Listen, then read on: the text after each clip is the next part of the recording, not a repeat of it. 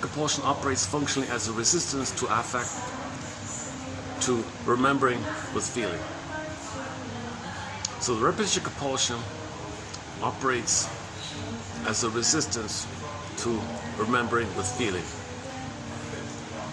See, you want to remember with feeling, but if you can't remember with feeling, or just act that out, repeat it, and you don't feel. The not feeling makes you repeat. Feeling, then you don't repeat. When you get to history and feeling, you don't repeat. Right?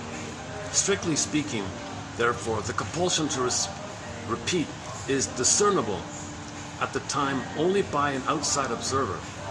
Anyone undergoing a compulsion, repetition compulsion, a compulsive repetition, anyone undergoing a compulsive repetition is unaware that it is a repetition and experiences it instead, indeed insists upon it as a new event, however vaguely familiar.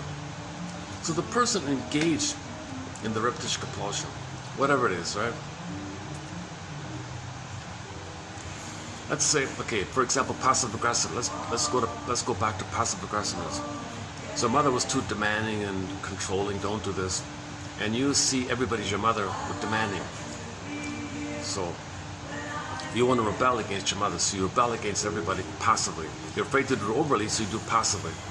So your repetition compulsion will be everybody. You want something, cold shoulder. That's your rebellion. So fire revenge. You want something, no.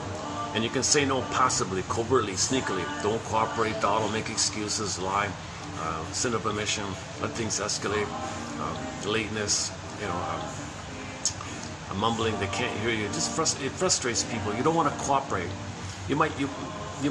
You're trying to overly say you'll cooperate, but covertly you won't cooperate. That's passive aggressive. So a constant personality of narcissism or bullying or passive aggressiveness, any kind of personality like that, that's a constant repetition compulsion. And you're not aware you're doing it.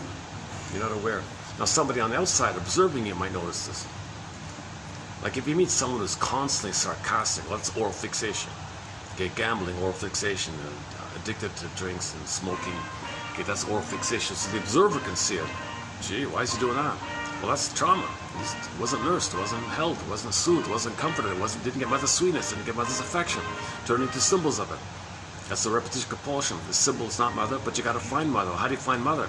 Well, you're not going to find a symbol of mother. Okay, symbol is there when the real needs are not met. When real needs are not met, you search for symbols of it. So that symbol, that symbolic pursuit is called symbolic acting out. Okay, that's the repetition compulsion, symbolic acting